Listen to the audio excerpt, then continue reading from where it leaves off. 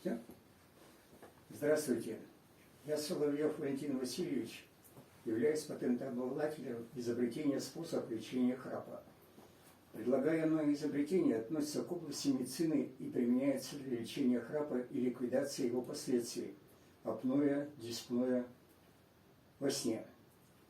В народе бытует мнение, что храп – это безобидное состояние сна.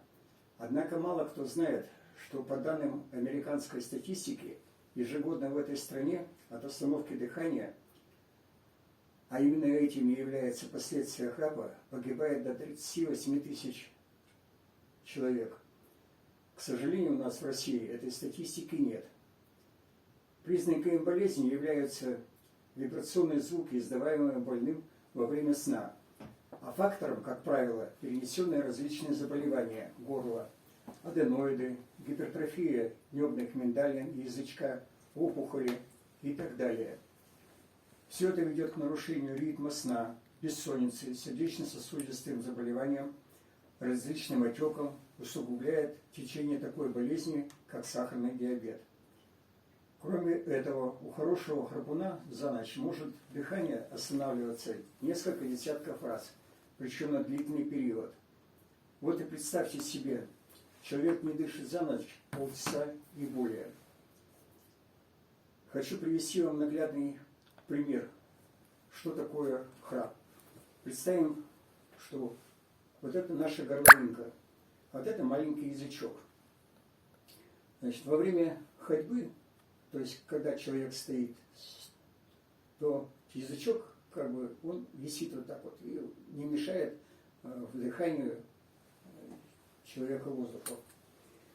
Но как только человек ложится, язычок падает, и начинается, вот это начинается сонный период. То есть человек вдыхает через горловинку, язычок падает вниз. И когда он начинает выдыхать, язычок поднимается и начинает вот до конца не доходит и начинает вибрировать. Вот это и есть храп. Когда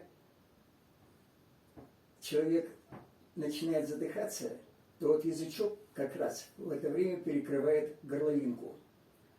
И чем плотнее горловинка, тем язычок дольше будет выскакивать наружу. И вот когда язычок маленький выскакивает наружу, начинается вот здесь вот сильно очень человек выдает храп. Значит, я предлагаю вам прийти ко мне, если у вас есть интерес к этому. Значит, телефоны есть. Значит, и мы с вами договоримся о встрече. Спасибо за внимание.